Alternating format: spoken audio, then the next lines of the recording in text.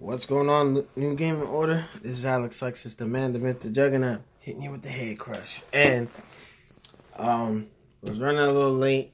I had to take care of some business at work, but I just wanted to hit you with two things. Devil May Cry is upon us. Just waiting. I have it pre-loaded, waiting for the embargo to be lifted.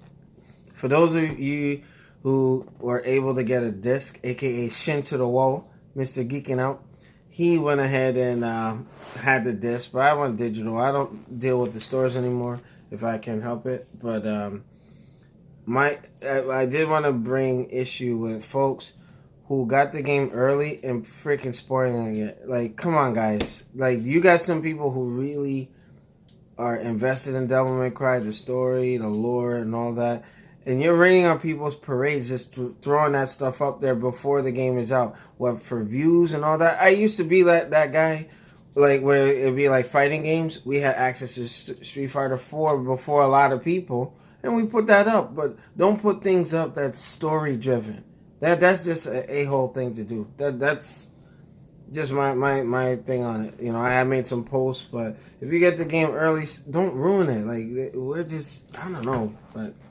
In any case, the reason I'm making this video, I got back from seeing Captain Marvel, and I was talking to Shinwar about it, and I had to give it like an A+. That was a good Marvel movie. It takes place in 1995, and some flashbacks to points, you know, some events in the 80s, like 1989, and a couple of things, but it's a good way to introduce Captain Marvel to the MCU.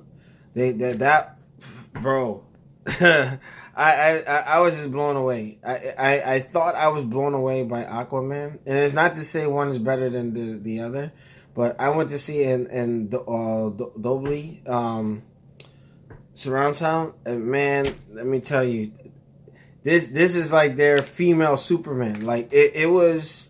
There were points towards the climax where it was at the level of Superman versus Zod at the end of Man of Steel. It was crazy. Like, oh my goodness.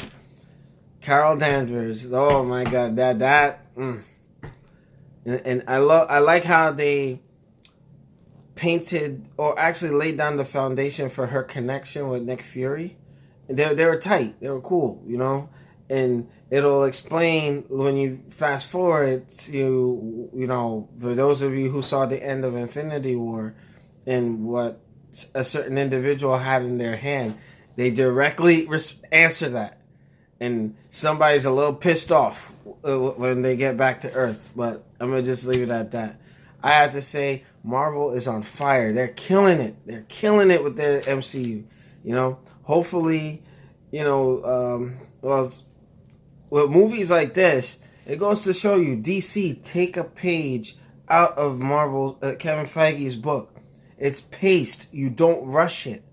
The DCU could have done wonders had they not tried to rush it and keep up. There's just no way you're keeping up with the MCU right now. Rocky said it best. It's you against you. Don't compete against Marvel. Marvel had their plan in place. They're not even thinking about DC. But when you look at DC trying to establish themselves, losing Henry Cavill, losing Ben Affleck, and all this other stuff, they just don't have a vision or direction. But Marvel does, and it shows. And it came out with the quality of this film.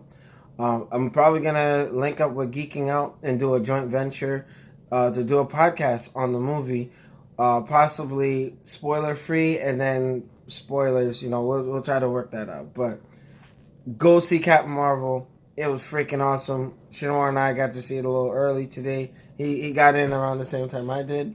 But hell of a movie. Marvel, good freaking job. I didn't see any issue with the film. There